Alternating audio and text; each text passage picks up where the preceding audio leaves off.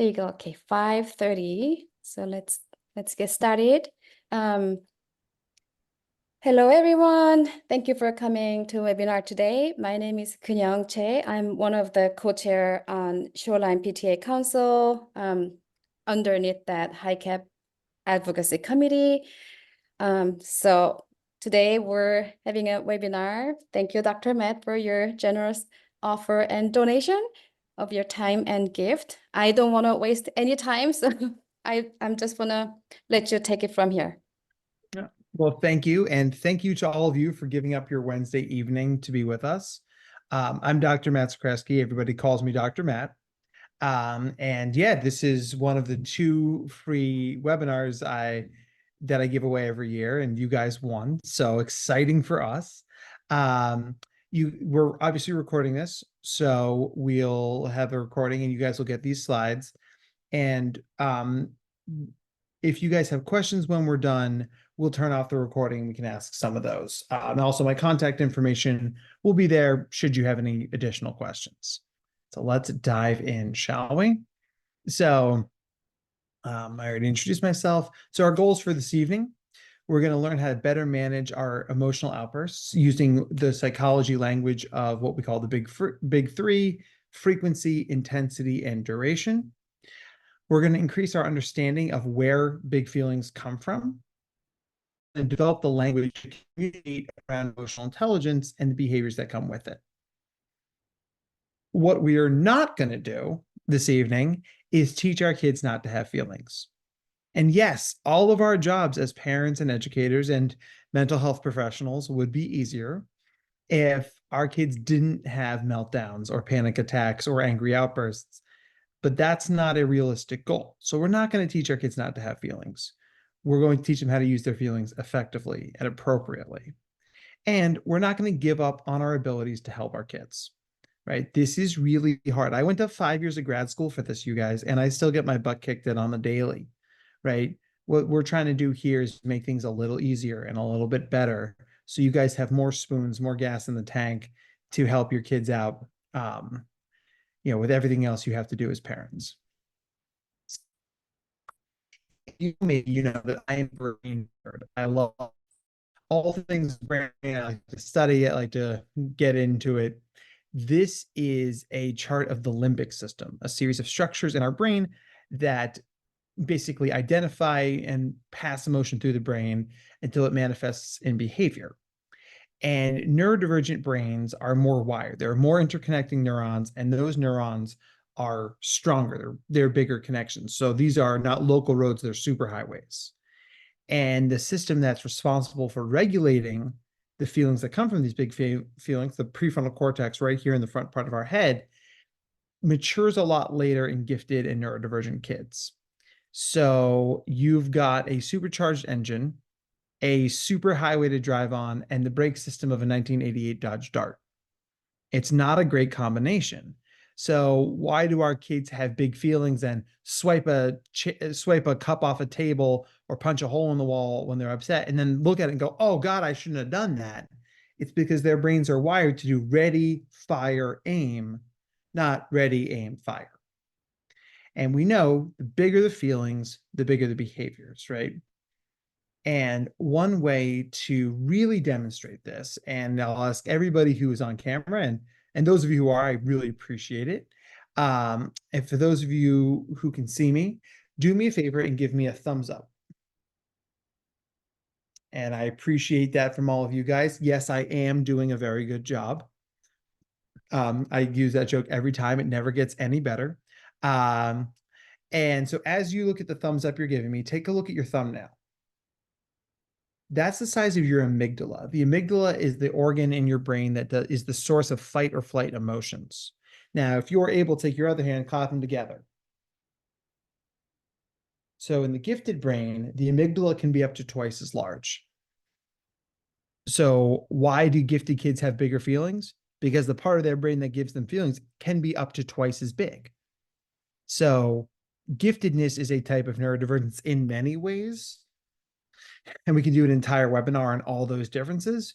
But I like to start with this because it's a really concrete way to demonstrate that point. So thank you for giving me thumbs up, guys. Positive reinforcement, always a good thing. So we talked about our friend, the prefrontal cortex, right here in the front part of our head. It is the source of executive functioning skills in our brain. And that's planning, follow through, task initiation, task completion, self-regulation, time management, and sustaining attention. These are all really important things. These are important life skills for our kids, more than just in the classroom. Vitally, the prefrontal cortex is also responsible for what we call behavioral inhibition. Now, do me a favor, you guys. Who can tell me the capital of Washington?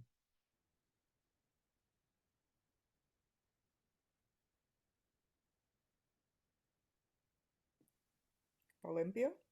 There we go. It's like I know someone. I mean, gosh, I really hope somebody knows that it is where you live, right? So, and I'm sorry, and who answered that? I don't. I did is who it's not highlighting who's Yeah, speaking. sorry. No, nothing to apologize for. I'm just trying to figure out who I'm talking to. Let's see. Zoom, do things. Go Zoom.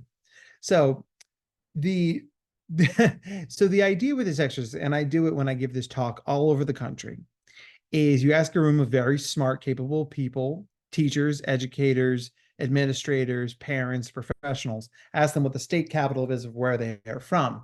And inevitably, somebody in the room yells out the state capital, in this case, Olympia, a city I've actually been to, by the way. It's lovely. And then I always say, very cool. And none of you raised your hands. Now, this is why the person was like, that's me. I'm not going to tell you who I am. I'm going to hide. Then this is the thing. Because when your brain knows the answer and it comes to you easily, you just say the answer. Why would you wait to follow the protocol of raise your hand, get called on, right? And that's what it's like for our kids in every class, every day of the entire school year, right? They know it, they want to say it. Why should they follow the rules? Now, rules are important, but there are teachers out there who will still punish kids. You didn't raise your hand, your answer doesn't count. Or you didn't raise your hand, so I'm sending you to the principal's office, right? If you know the answer, we can talk about ways to do that perhaps give our kids a different way to answer that plays to their strengths. Because what ends up happening is, right, you've got this brain that has all these superhighways and all this information is whipping through. The prefrontal cortex is sort of the air traffic controller, right? It triages the information. And one of the symptoms of the gifted brain is a difficulty in triage. So your kids will be like, I have to practice soccer and the violin and do my math homework and eat dinner and pee and take the dog for a walk and text my friends and play Minecraft. And instead of saying, oh, there's clearly an order in which I can do those things based on importance or relevance to me, and they try and do it all at the same time. They try and jam it all through. And that's when a bottleneck occurs, and that's where accidents happen, and that's where our kids get really stressed out.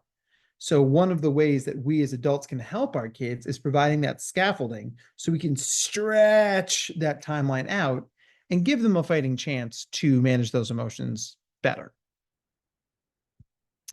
So we've got a large, the body has two competing systems. You're probably familiar with the sympathetic nervous system. Sympathetic nervous system is fight or flight. Big feeling comes, our body either runs towards it or runs away from it. And we know that our kids have hair trigger sympathetic nervous systems. On the other side of that, the competing system is the parasympathetic nervous system. And you can think parasympathetic like parachute. It slows us down. So if sympathetic nervous system is fight or flight, parasympathetic nervous system is rest and digest. Now, the parasympathetic nervous system is going to activate eventually on its own because our bodies seek to be regulated. They seek to have the emotional energy match the space around us. Now, for a lot of us, that may seem like interesting information. It's like, well, no, the goal of life is to be happy. Actually, happy is an emotionally stressful state. It takes energy to be happy. Our bodies just want to be regulated. Our bodies want to return to baseline because that's the least energy for them to spend. So the combination of these systems keeps our body as regulated as it possibly can. And this is really important to us because when the body triggers that fight or flight system, when the sympathetic nervous system does its job, our brains redirect basically all of its mental energy from the top part of our head, where our thinking and creativity and coping skills and personality are, to the back part of our head, the oldest part of our head. And that part of the brain's job is to keep us alive.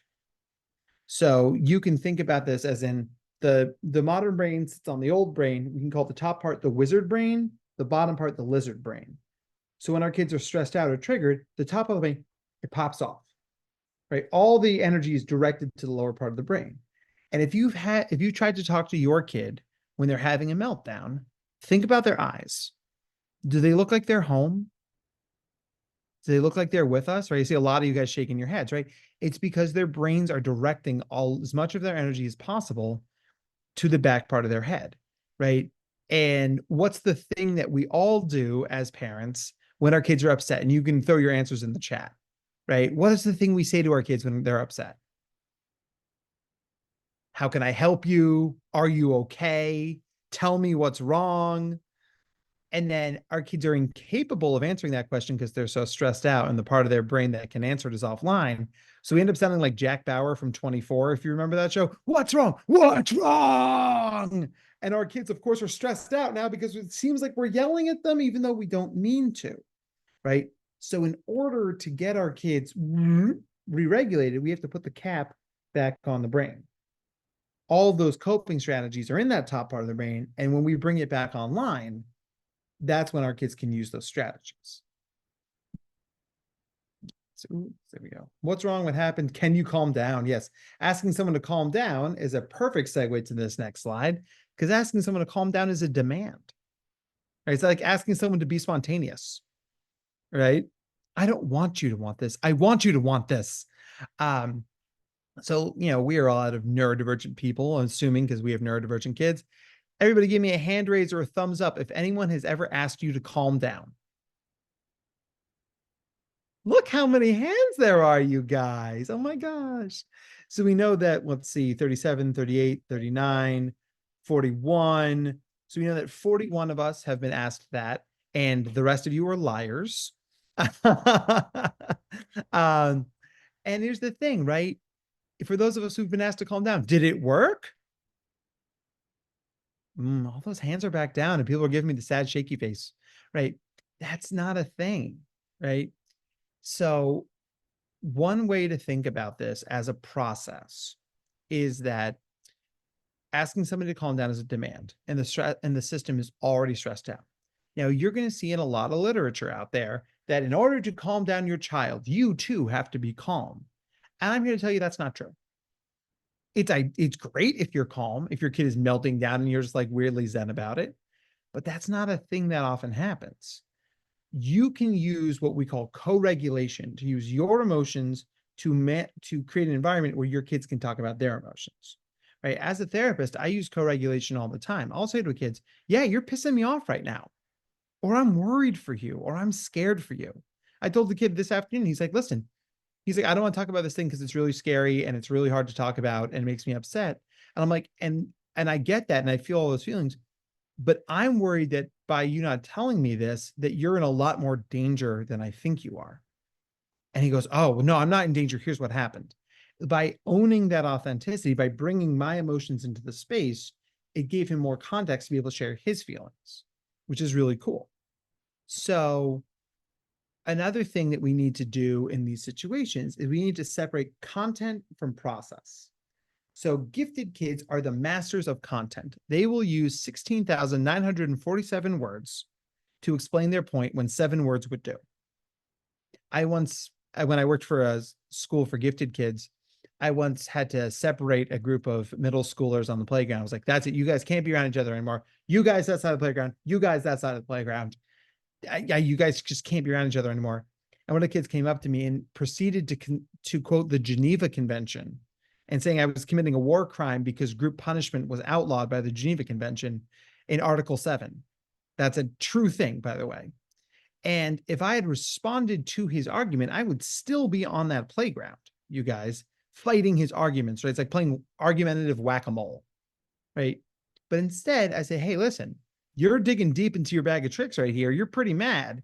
I can tell you're mad because the way you're delivering this information to me, it's not what you're saying, it's how you're saying it, when you're saying it, and why you're saying it. As parents, if we get stuck in content, we're always going to argue. If we can move into process, we're now playing four-dimensional chess, right? We can see why the kids are doing this, right? And that gives us strategies to get them out of that headspace and back into their lives. So the secret to all of this, my friends, the secret to all of this is that the brain and the body want to return to homeostasis. They want to be regulated because being dysregulated takes a lot of energy and our brains don't want to do that. So the way to activate the parasympathetic nervous system faster than it would activate normally is to say how you're feeling out loud. You can shout it, you can whisper it, you can text it for all I care, right? The idea is when you say the thing you're feeling, it tells your parasympathetic nervous system, oh, is that what's happening? And then it activates a specific protocol to regulate you for that emotion. And that's really cool. And I can tell you this, I know this works because I use it in my own life. So I've given almost 1,000 presentations in person and online over the years. But the very first one I ever gave was at the Supporting the Emotional Needs of the Gifted conference in Naperville, Illinois. It was right outside Chicago, 2017. Now, for that conference, my wife and I flew out from Philadelphia, where we lived at the time, flew to Chicago. To get to that flight, we had to wake up at 5 a.m, take an Uber to the airport, get on our flight, get another Uber from the airport to the hotel, check into the room. It is now 1:30 p.m. Chicago time, which means it's 2:30 p.m. East Coast time. All I've had to eat so far that day was half a cup of coffee and a plain bagel. Now, anybody else in this group get hangry? Any other hangry people? They have like all the shy hands, like, I don't know what you're talking about. Right. Absolutely. Fun fact, gifted people are significantly more likely to become hypoglycemic, which is the fancy word for hangry, because our brains literally burn more calories than neurotypical brains. Right. Our brains burn closer to 2,500 calories a day as opposed to the standard 2,000. I think that's really interesting. So my wife's like, I'm going to go freshen up and then we'll go get a sandwich. Now I am trying to turn on the TV. I want to watch 5 minutes of ESPN before we go get a sandwich. And I cannot get the TV to work. And I am stomping around the room like a tiger in a cage. I'm like, I wonder what the voice to text didn't pick that up. And my wife comes out and she's like, what's going on here? And I'm like, I just want to Sports Center. I just want to get the Sports Center. Why can't I do this? And I was like, how do you feel? I'm like, what do you mean? She's like, how do you feel? I'm like, I'm frustrated. I'm angry. I'm pissed off. As soon as I said pissed off, it was like a wave came over me. Right? Because by naming the fact that I was angry, that I was upset, my body was like, oh, that's what's wrong. And then it calmed me right down. Now, it doesn't always work that fast, but I tell that story because it can work that fast. And it's a great tool to have in your arsenal. Our kids don't want to be upset. They don't want to be angry, scared, dysregulated, anxious. So when our brains try and pretend that those things aren't happening, it actually hurts our emotional regulation because our brains and bodies are fighting that experience. The sooner you own it, the sooner you can calm down from it. Like we always say in psychology, you got to name it to tame it. Now, having given this talk, dozens of times over the years, so at one point, mom raised her hand. She was like, Matt, I got to ask. So you're asking us to not ask our kids things because they're so stressed out, but also to get them to tell us how I feel. How is both of those true at the same time? And I was like, that's a great point. Look at this slide that I've just put in here right now. So this is the escalation cycle. Your kids are going to be doing fine, and then something will trigger them. They will escalate quickly. That's how their brains work. If you can catch them before they escalate and get them to name their feeling in that space, their top brain is still online. They'll re-regulate, they'll go back to baseline. If you miss it, and by the way, guys, you're going to miss it sometimes because you've got multiple kids or multiple kids in your classroom or your own lives, right? If that happens, sometimes all we can do is let the behavior peak. let them freak out, hold space for it. And when they start to de-escalate and their brain comes back online, then we can say, so how are you feeling? I was scared, Daddy. Cool. When they say scared, then they're going to calm down faster. So the technique works on either side of the escalation cycle. Obviously, we want to be proactive whenever we can rather than reactive, but that's not always possible. Okay. So here we are to my number one rule. It's one of the 3 legs of my therapy stool. Here's the line. You are allowed to feel however you want about whatever happens to you. That is your right as a human being. It's what you do with those feelings that matters. Because gifted kids will absolutely say to you, well, you're telling me I'm not allowed to have feelings. I'm not allowed to be upset that I failed the math test. And you're not allowed to be angry at my sister. And you're like, no, you are absolutely allowed to feel this way. But if you're mad at your sister, you're not allowed to lock her in the closet for 6 hours. And then the kid looks at you and goes, oh, right? And how I usually anchor this example to my kids is I say, I'm 41 years old. I am 6 foot tall, 215 pounds. I'm a big dude. And I am terrified of clowns. If a clown walked into this room right now, I would throw my laptop at it like a frisbee and run the other direction. Right? Now, I am allowed to be afraid of clowns. Anybody else who's afraid of clowns, feel free to let me know in the chat because, right? Squad right there. Clowns are the worst. But the idea here is I'm absolutely allowed to be afraid of clowns. But if I pick up Kristen Camacho and throw Kristen at the clown so it eats her, not me, well, that's not cool, right? So I'm allowed to feel whatever I feel, but I have to flex my control over what I do with those feelings. And sorry for throwing you at the clown, Kristen. It was either you or me. You understand, of course, right? So as we move into the back half of this, let's talk about setting expectations. We are never going to get disruptive feelings to 0. It's not possible. We're going to use the language of frequency, intensity, and duration to make that smaller. So if your kid is currently having 10 panic attacks a month, we may never get that level of panic attacks to 0. But if we have fewer panic attacks less often and they are less intense, well, then that's a pretty good progress. You might find that your kid moves from 10 panic attacks a month to 10 panic attacks a year. Well, that's pretty awesome. And if you adapt that mindset, then you're giving yourself a lot more grace to be successful. It also helps navigate the inevitable backslide. Progress is not linear, nor consistent, nor forever. And it's very easy if you're doing a behavior plan to regulate emotions, where you have a kid who's like, they haven't been angry in 3 months. And then they have a bad day and they punch somebody, scream at somebody. And everybody goes, oh, the plan's not working anymore. No, they just had a bad day. We all have bad days, right? If you're trying to lose weight and you're really good at eating salads and smoothies every day, and then you go to your friend's wedding and you house 3 slices of cake, 6 crab rangoon, and the whole steak entree, it doesn't undo the dieting you did. It just means that you had a day where you slept, right? So that's how we need to think about it for our kids. Presence of a feeling meltdown does not mean you failed. We also need to talk about the impact of environment, places, crowds, people. I think that's the variable we underestimate the most as parents. When you are taking your kids out in the community and it starts to snow and all the kids stop and they're like, right? Or, I mean, that's funny. That joke works better in some parts of the country than others. I said that in Arizona once and they were like, why would they be worried if it snowed? I was like, oh, because it doesn't snow here. Right. Good. Sorry about that. But it's the sort of thing, your same kid who's fine at the dinner table at home might be really dysregulated at a loud, crowded restaurant because it's a sensory experience that's much larger.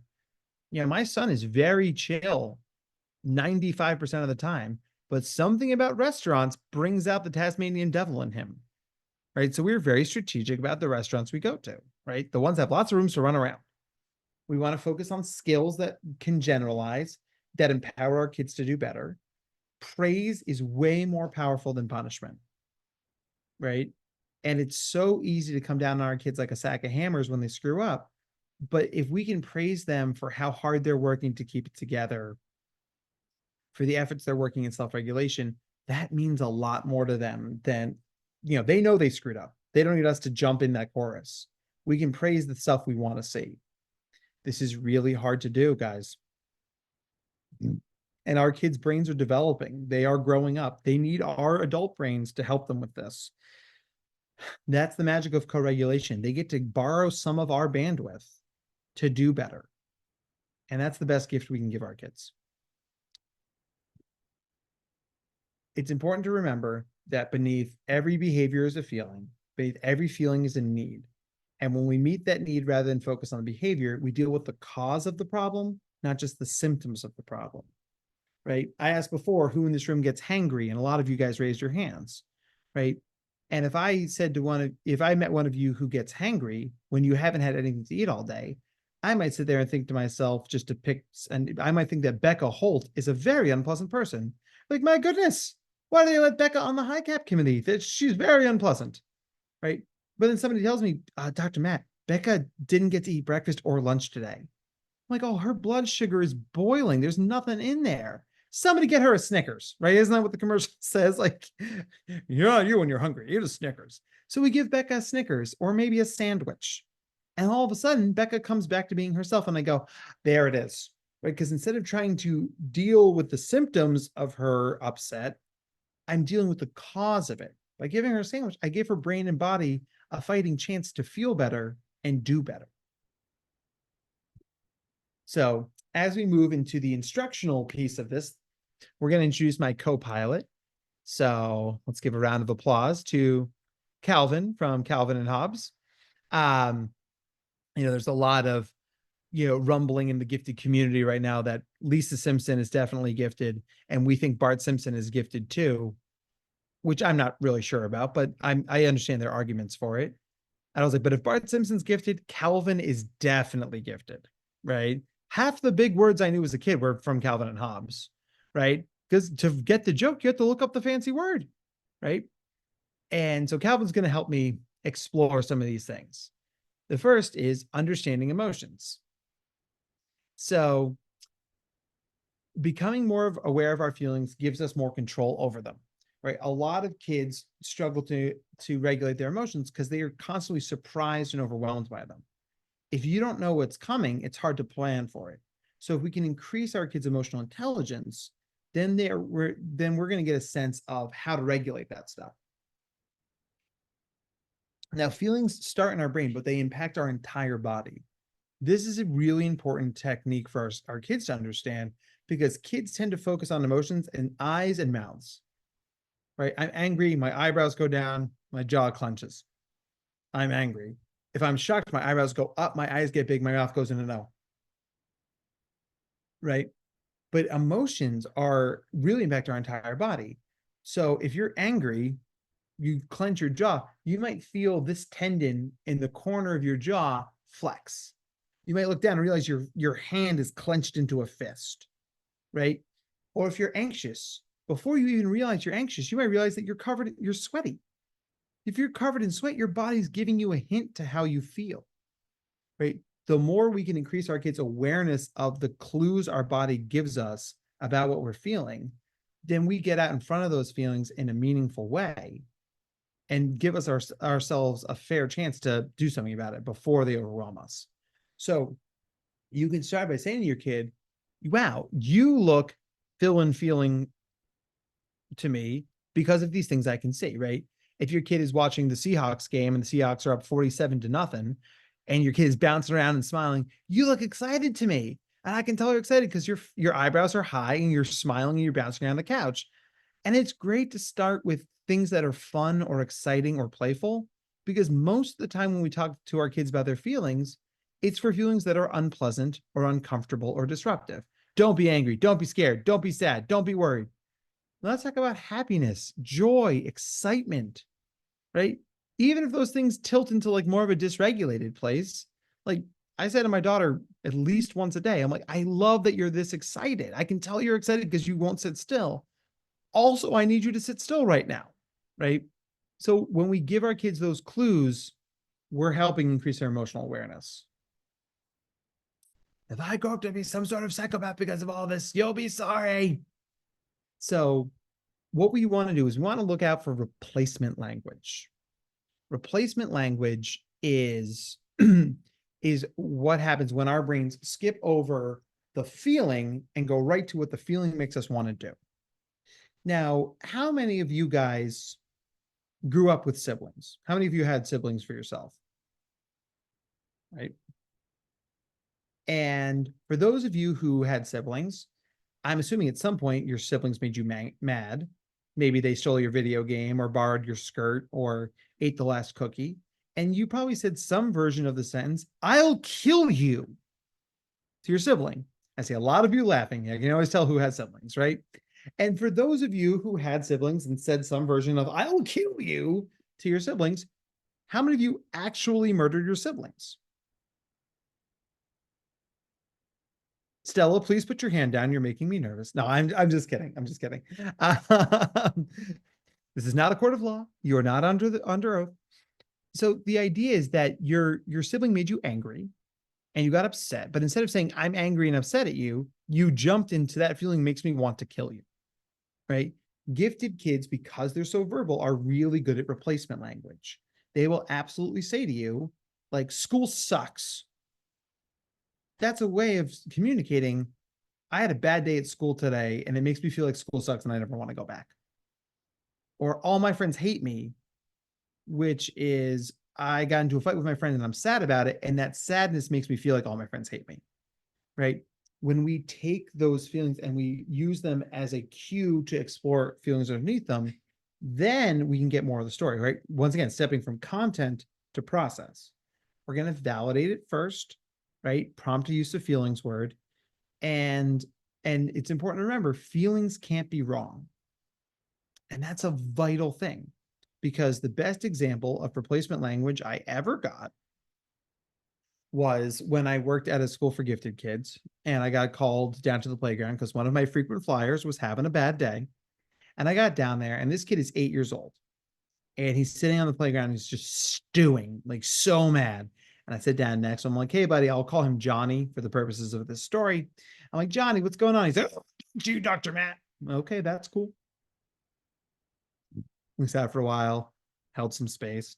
I'm like, buddy, what's going on? He's like, I don't want to talk. If Dr. Matt, if you make me talk about this, and this is a direct quote, if you make me talk about this, I am going to chop your body up into little pieces with a rusty hatchet and leave it in the culvert so beavers will eat your corpse. One of those sentences that stick with you. Been doing this work a long time. First and only time I've been threatened with dismemberment. And also, that's how you know he's a gifted kid because he used the word culvert. Wait a minute, like who uses the word culvert? Honestly, right? And so I was like, wow, you must be so mad right now. Separating content from process, right? He's like, yeah, I'm really mad. Why are you so mad? And he's like, you wouldn't get it. Try me. He's like, well, I got picked last for kickball. Now, you might be sitting there thinking to yourself, that is a ridiculous thing to threaten to murder the school counselor because you got picked last for kickball. But remember two things. One, feelings can't be wrong. Two, replacement language. He was so upset that he got picked last for kickball that he got so angry, and that anger made him want to hurt somebody. And that somebody was me, right? So I helped him solve the problem, and we ended up playing kickball, and I was the automatic pitcher, and he played, and he did great. As we're walking back up to school, I said to him, buddy, listen, I know you didn't mean that, right? And I love you, buddy, and I want you to do better. But the really important thing here is that not everybody knows you. Not everybody knows that the words you're saying are not necessarily the words you mean, because not everyone is familiar with the concept of replacement language. I was like, because if a teacher was walking by and heard you say that and they didn't know you, what would they do? And he was like, call the police. I'm like, right, because you're threatening to murder me. Right now, once again, 6 foot, 215 pounds. I'm pretty sure I could take an 8-year-old in a fight if I had to. Right. But that's like, why take the chance? So it was a good teaching moment to use his actual feelings words rather than skipping into the replacement language. And when we talk about verbal aggression, right, the stakes often feel very high. And the most important thing is to use the context to inform our exploration of content versus process, right? Because if he was just sitting on the playground threatening to murder people, well, that's a little different. But a bad thing had happened, and we knew a bad thing had happened, so it empowered us to have a better strategy.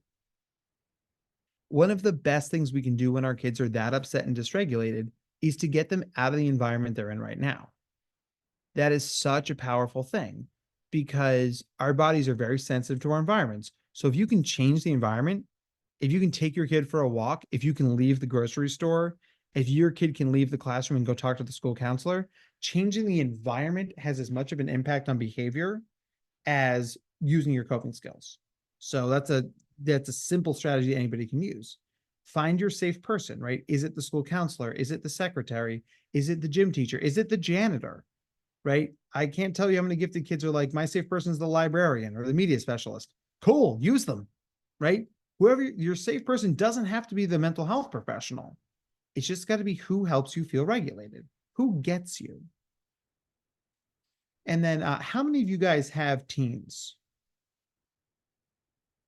Few hands raised, right? So for those who have teens and tweens, or basically any kid who has a phone, really important lesson is if you get angry and you have a phone, never text, email, or post angry.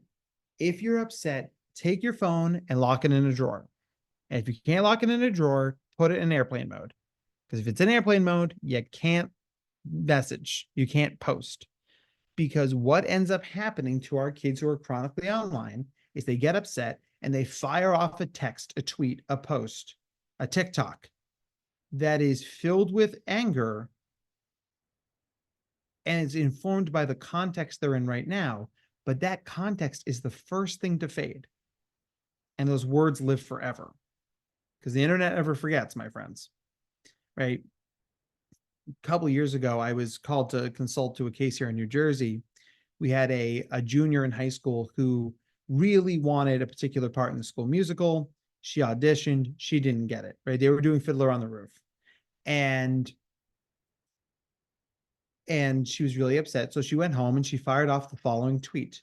The only reason I didn't get the lead is at this student, and yes, she added her, is sleeping with at the drama teacher at this high school. She tagged all three people in the post. Now, she took the post down within an hour, but the damage was done. Right. And there was an inquest, right? They had to find out if the teacher who was not sleeping with this 17-year-old high school student. And they found that it was unfounded, right? That it was just a thing she said. And she was mortified and she apologized. But the teacher rightfully said, I don't feel comfortable with you in my cast this year. Remember, it's not like she got cut from the play. She just didn't get the part she wanted. Now, she absolutely has a right to be upset that she didn't get the part that she wanted. She does not have a right to say untrue things or threaten people with her words. And that's the fundamental difference, right? So we may need to protect our kids from ourselves when they get upset and they have access to technology, right? You know, one of the moms I work with, when her kid's upset, she disables the chats on Minecraft and Roblox and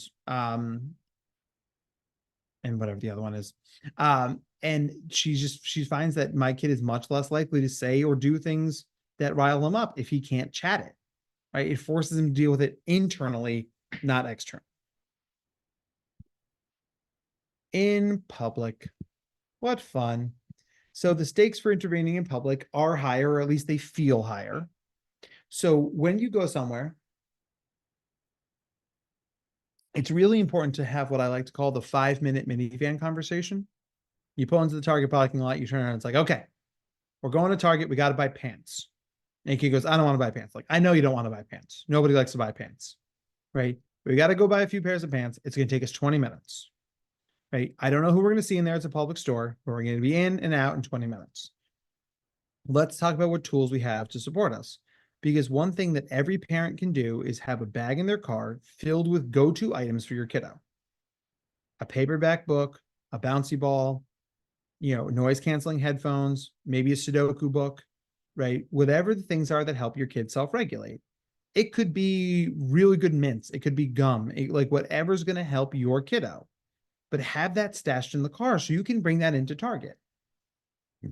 It may not help you in a place like, Mariners game where they may not let you bring in a backpack, but any place in the community, grocery store, Target, Home Depot, the library, those are places where you having those tools goes a long way to help you out.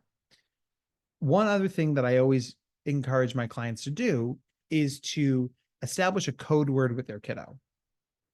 So if your kiddo comes up to you in the store and it's like, hey, mom, can I look at the sneakers? Meaningful look. Sneakers is the code word. Your kid is losing it. So you're like, you know what? Yeah, we got to go right now. You're going to leave your cart and you can exit the store because you can always come back to the cart. You can always finish your errands, right? It is always better to leave 5 minutes early than 5 minutes too late. Because when our kids fall off a cliff, they fall off a cliff, right? And if your kid has a code word, they're now a part of the solution. They're proactive. They're not reacting. They're not depending on you, the adult, to do it for them. They can feel those feelings and they can say, hey, mom, sneakers. And you go, great, let's go get some sneakers, which is code for let's get the heck out of here, go to a Starbucks, have a Frappuccino and reset. And that's okay because you're part of it. You're letting your kid communicate to you. Do a lot of check-ins, think about their triggers, right? Is a trigger seeing somebody from school? Is a trigger using the bathroom? Is it trigger, the security officer in the store, right? One of the kids I work with, he has a really tough time seeing security officers. And so, they work really hard to find out where that person is and avoid them whenever they're possible. If they start to melt down, this is hard, but don't panic. You've got a plan, you've got a protocol, activate it. It's like, okay, my kid's melting down. We're just going to get out of here. We're going to leave our cart, right? Cart's not going anywhere, guys. Think about your needs versus your kid's needs. Because if there's that part of your brain that's like, but I really need to finish my grocery shopping, I promise you the groceries will still be there in a half hour. Right. And it's so hard because we get so stuck in it. Right. And heck, maybe you take your kid out to the car, you drive around for 10 minutes, your kid re-regulates enough that you can go in and finish the shopping and maybe leave your kid in the car or maybe have your kid sit on a bench at the front of the store. Right. Those are okay compromises. Right. But in those moments, don't get stuck on the thing you got to do because the only thing you really got to carry your kiddo. And one of my favorite things, one of my favorite things is this, and I say as a child psychologist, an expert in neurodivergence, and a father myself, I submit to you the following sentence. If you haven't carried your kid out of Target like a football running back, are you even a parent? So I will say this to you, my friends, and we are among safe friends, and this is a good group of humans. If you are one of those people who have carted your kid out of a store like a football running back, thrown them over your shoulder like a sack of potatoes, do me a favor and raise your hand. Guys, there's a lot of hand raising going on right now, right? And none of you are bad parents for it. Sometimes every strategy you use doesn't work and you just got to get out of there. That's okay. But if we use the strategies we talk about tonight, that stuff's going to happen to you less often. And that's a really good thing. Disappointment. When our kids are upset, we tend to rush to try to fix the problem. And that can be problematic because we may not even understand what's really going on. Last year, I was doing a family therapy session and my kid was really upset because he has a really active YouTube channel and he posted something and it only gotten like 17 likes. He was really bummed. And his dad was like, son, when I was your age, I had a paper route. And let me tell you, I was like, Dad, I'm going to stop you right there because that has nothing to do with your kid's YouTube channel. I know you're trying to match their emotional experience, but just like it's an okay boomer moment. We don't know, right? If you have an anecdote that might be helpful, ask if you can share it. An upset kid is not a time for a life lesson, right? To all my dads out there, you come home and your kid's sobbing on the couch because they got cut from the lacrosse team and they should have practiced their lacrosse more.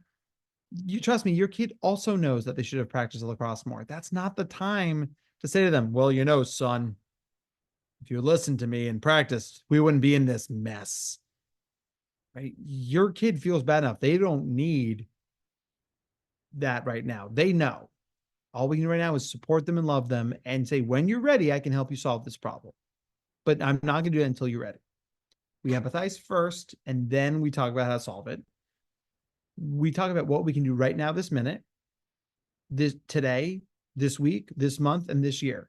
Use steps, because when we fail, it feels directly in front of our face, like we'll never be able to see or feel anything else. A lot of times, what I can do right now is take you out for ice cream, right? Or maybe let's go bust into that bag of Doritos that we have in the pantry. The things we can do right now are they're okay, right? And then we just run that down the line. And if a kid is really upset because they've failed at something, I often offer the reframe that FAIL is an acronym for frequent attempts in learning. I think it's a nice way to help our really perfectionistic kids. Panic. So we all have different panic levels, um, panic items. So just know what those are. Get to know your kid and their specific concerns, fears, and phobias. My son got stung by a hornet in the face this summer, and he's been very afraid of bees for the rest of the summer. It's a pretty reasonable response for getting stung in the face by a hornet, right? So, when he sees a bee, I know he's going to freak out and go running around, right? Now I can anticipate that behavior. One thing that's really helpful to do is when your kid is starting to get ramped up, one way to keep that wizard brain locked on to the lizard brain instead of popping off is to ask your kids questions about their feeling. So that's April. April, would you mind jumping off mute for a second? Sure. How you doing, April? Good. I'm liking it. I'm glad to hear it. Would you mind helping me with a little exercise? Yeah. Awesome. April, is there something that you're worried about in your life right now? Yes. It's usually a pretty safe question, right? It's like, gosh, am I worried about anything? Mm-hmm. Oh no, am I worried that I'm not worried? Mm-hmm. So on a scale of 1 to 10, how big is that worry that you have right now? 7. 7, okay? So sizable feeling. And where does that feeling live in your body right now? My neck and throat and shoulders, I think. It's a very specific type of tension when it lives in this part of the body, right? Sort of like a breathless feeling, a lot of tension, yeah? Right? So now we've numerized the feeling, it's a 7. We've located it in the body, we've given it a physical location. We're taking the nebulous concept of emotion and we're concretizing it as best we can.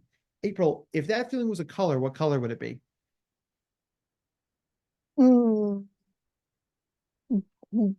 Gray? Yes. Sure. Gray's a great color. If it had a texture, what texture would it be? Kind of misty and like clouds. Ooh, I love it. Very, very appropriate for the Pacific Northwest, very rainforesty. And if it was a shape, what shape would it be? It would be long and wide, and it would be kind of like horizon engulfing. Love it. Like everyone else gets a very clear image of this picture, right? So what we're doing, April, is we're keeping your wizard brain engaged by asking you really concrete answerable questions, right? And that's going to take your feeling that's a 7 and maybe drop it to a 5 or a 4, a much more manageable level of that emotion. And that's a way that you can keep your kiddo engaged, right? You're keeping the wizard brain engaged. I see that you're upset. How big is that feeling? It's a 9, it's a 9, it's a 9. Where is it in your body? It's in my stomach. It's in my stomach. Classic anxiety thing. We tend to feel anxious in our gut. Okay, cool. So you got a 9 feeling in your stomach. What color is it? And now your kid has to think a little bit because it's a little bit more abstract. When we're engaging that top part of the brain, we're keeping it engaged. We're telling the brain, yeah, you've got something to do before you run away, right? And that's a way to buy us a little bit of time and help us ride out that initial burst of emotion. So thank you, April, for helping us out with that. I really appreciate it. Nice. Yeah, you bet. So peer difficulties, not that any of our kids have any troubles with their peers, of course. Don't even know why this slide's in here. I kid. Other people can make life a lot difficult, and that's a real problem. And our kids will often say things like, if everybody would just listen to me, they'd be fine. And as my mentor always told me in grad school, if your solution starts with, if everybody would just, you don't have a solution, because there's no circumstance in which everybody is just gonna ... Never gonna happen, right? So if someone is making you upset, right? If I'm walking down the hallway and I see, if I see Deirdre and I'm like, hi, Deirdre, and Deirdre did not wave back at me, my brain is going to say, Deirdre's mad at me. I've done something to offend Deirdre in some way, and she's pissed. Now, that is a possible explanation. The word I like to use for this is non-zero. There's a non-zero chance that she's mad at me. But what's another explanation for why Deirdre didn't say hi to me? You can throw them in the chat or shout them out, whatever works for you.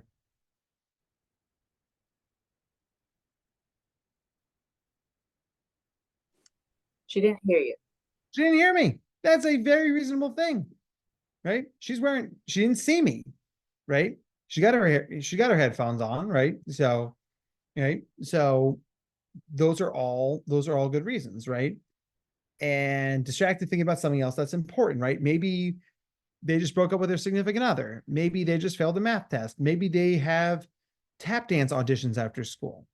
Shit, man, I don't know. I can't read their mind, right? And if your kid has trouble thinking of those explanations, start with something ridiculous. They're clearly a replicant, right? This is a real like Cylon situation, right? We all know that the real Deirdre would never do that. So there must be a robot, right? And your kid's going to roll their eyes like, that's ridiculous. They're not a robot. I mean, the correct word is android anyway. Now I've got you, right? So that's, we start ridiculous and we come up with all these alternate explanations, right? My favorite one I ever heard as a kid go, well, they're clearly desperately in love with me, and they know if they looked at me, they would burst into flame. And I'm like, that is a non-zero chance. I don't know how high it is, but it is a non-zero chance, right? And we prompt them and we go that, because every other cognitive explanation we get, it broadens the spectrum of the way our kids respond to things. And the broader the responses, the more it blunts that initial emotional burst, right? One explanation, Deirdre's mad at me, I should be mad at them, here's a problem, turns into Deirdre might be mad at me or ignoring me or didn't see me or is upset. And then I can't latch that big feeling onto that one explanation because I no longer have one explanation. Well, you have five. So work on perspective taking exercises whenever you can. Give positive exposure to peers or family whenever you can. Have kids run a special errand to the principal's office if they're not getting along. It's a great way to force them to get along in a positive way. One thing that's really important to neurodivergent kiddos is the concept of intention versus impact. Gifted kids are the masters of, I didn't mean to. Well, sure. I know you didn't mean to. It doesn't change what happened, right? If I'm throwing a ball with you back and forth, and I throw the ball at you and you miss it and it hits your nose and breaks your nose, I guarantee you I'm not sitting here trying to break anybody's nose. Doesn't change the fact that your nose is broken. All right. So why do I call this talk riding out the storm? So big emotions are like thunderstorms. They're scary. They're intense. It feels like they come out of nowhere and they can ruin your freaking day. When a storm shows up, the first thing you got to do is get someplace safe. You are allowed to be angry. You're allowed to be scared. You're allowed to be overwhelmed by the storm, right? But if you go out into the storm to yell at it, if you engage the storm directly, you are only increasing your chances of getting hurt, right? If you run out into the storm to yell at the lightning, you're much more likely to get hit by lightning. All storms pass eventually, right? Once the storm is over, how do we get back to what we were doing? How do we clean up? How do we fix it, right? We move from this problem will never end to this problem is over. Now, what do I do with that? That's a really helpful reframe. And let's, it always makes me think of, I had a kid a couple of years ago who was just having a really tough day, and he had gotten into a fight with a peer on the playground, and I was trying to debrief for them in my office, and he saw over my shoulder through the office door window the kid walking down the hallway, and the kid was like, ah. And this kid spent the next 20 minutes trying to get through me. Like, I'm a big dude, but he was a big kid. And I spent 20 minutes just blocking the door and letting him wail on me. And just kept saying, buddy, you're safe. You're safe here with me. I'm not going to let anything happen to you. You're safe. You're safe here with me. I'm not going to let anything happen to you. I said that over and over for about 30 minutes. I sounded like Rain Man, right? And at the end of that 30 minutes, he took a big step back and his heart, and he did the thing that all 13-year-old boys do when they're done being really angry, which is burst into tears. Right? If I had yelled at him for being angry, I would have dropped my defensive stance and he could have punched me in the face. I would have moved to the side and he could have gotten past me and ripped that kid into confetti. All I could do was hold space. Sometimes that's all we can do, but that counts a lot more than your brain is going to tell you. When the storm is over and we can process it, that might be an hour, a day, a week from now. You need it to settle. We look at it from a non-judgmental lens. What could we have done different? What can I learn from the situation? Because storms are going to happen again. It's a guarantee. The question is, what are we going to do about it?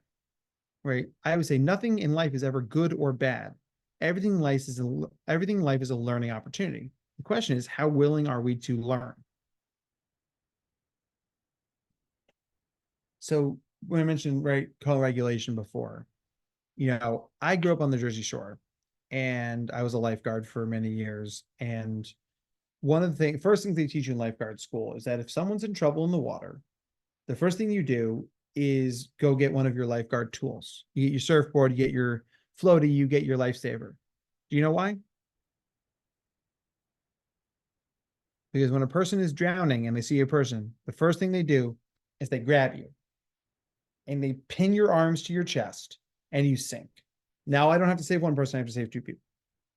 And I cannot tell you how many times I had to go out and rescue some rookie lifeguard who's like, I am a strong swimmer. I don't need the surfboard. Bro, we're all strong swimmers. That's why we're lifeguards. Right? But I'll tell you this, having the tool makes it easier, right? So if you're parents and you go leaping into the water every time your kid's in trouble, you're putting yourself in danger. So instead of being the lifeguard, what I would tell you to do is be the lighthouse. Take another step back, because the lighthouse is stable and consistent. It's a beacon. It tells the kids where to go and where is safe. And if the lighthouse sees the boat in trouble, the lighthouse takes action, not by leaving the lighthouse, but by calling for help. Every parent in this Zoom room can be the lighthouse. And right now you guys are spending a lot of time being the lifeguard. And if you're going to be the lifeguard, use the tools. Parent skills include practice what you teach, model your own emotional regulation behavior, use meta communication, talk about the things you're doing, talk about talking, try and remove your ego. It's really hard to do, but parenting ideally is an egoless act. Be proactive, check in, avoid the word should, right? I always say should is all the possibility of should plus shame. So it's like, I could be doing better rather than you should be doing better. One is judgmental, one is curious. So why do we work so hard at this? Why do I do this talk? So I was working at a different school, and at the time I worked in Pennsylvania. There's a law in Pennsylvania that if the temperature is lower than 36 degrees at recess, the kids have to wear a jacket to go outside. It's a weird law, but it's the law. So we're like, all right, guys, lunchtime's over. Everybody put on your jackets. We're going outside to recess. And one of the kids, I'll call him Mikey. Kid I had a great relationship with, was like, I'm not going outside. I'm like, buddy, go outside. Like, no, I'm not gonna. Dude, put out your jacket and go outside. He and I went at each other for like 20 minutes in the cafeteria. And I'm telling you, I was not following any of my own strategies. My ego got involved. I was only responding to content. I was not responding to process, right? I think if I hadn't been able to pull myself out of it, I'd still be in that cafeteria. After a while, I was like, wait, Mikey, buddy, this is not the relationship you and I have. Right. You're one of my favorite kids, and I know I'm one of your favorite staff. So something's up. Tell me what's up, dude. And he's looking at you wouldn't get it. I'm like, you gotta try me. My ability to help you is directly related to how much you tell me. And he looked at me and he was like, stupid. I'm like, it might not be stupid because I'm not used to you seeing you this upset. And he was like, my coat's from Goodwill. And it hit me like a ton of bricks. because at this very expensive private school, when kids showed up in Beamers and Jaguars and Teslas, this kid was on full scholarship. This kid's jacket was from Goodwill. And when you're a 13-year-old boy, that shit matters. It really does. Remember, feelings can't be wrong. And I gave him a big hug and I was like, all right, here's what we're going to do today. You're going to wear my jacket. And he's like, what? Dr. Matt, I can wear your jacket? I'm like, absolutely, dude. Gave him my jacket. He was the coolest kid on the playground for 20 minutes. Right. And then I called one of the trustees on the way back to my office. I was like, get this kid a freaking jacket today. Get him a jacket today. And when he showed up at school the next day, there was a brand new North Face in his locker with the school logo on it. And I tell this story for lots of reasons. But the most important one is that 99% of the time, when you find out why your kid is this upset and acting up like this, the answer is not going to piss you off. It's going to break your heart. Kids don't choose to be this upset and dysregulated. They get that way because their brain is trying to deal with problems that are larger than they can handle. As the grown-ups, if we can take some of that bandwidth from them, we're giving them a fighting chance. So I've given you guys a lot of resources, a lot more than we can cover here in just an hour, but lots, like I said, you guys can get these slides, click on the links. There's some really good stuff in there. Here's how you track me down if you have any questions. And if you would be so kind as to snap a picture of that QR code, that is a feedback form that you'll get from me. This is how I get better at what I do. So snap a picture of that. And, I would love to hear your thoughts. I mean, like I said, that's how I get better. Now we're at our hour. So if anybody's got to go, I totally get it. But if anybody wants to ask a few questions, we've got time for that. But you guys have been a phenomenal audience. So please give yourselves a huge round of applause. Thank you so much. Should I pause the recording so we can do a little Q&A? Yeah, I think that's a great idea. Okay, let me do that.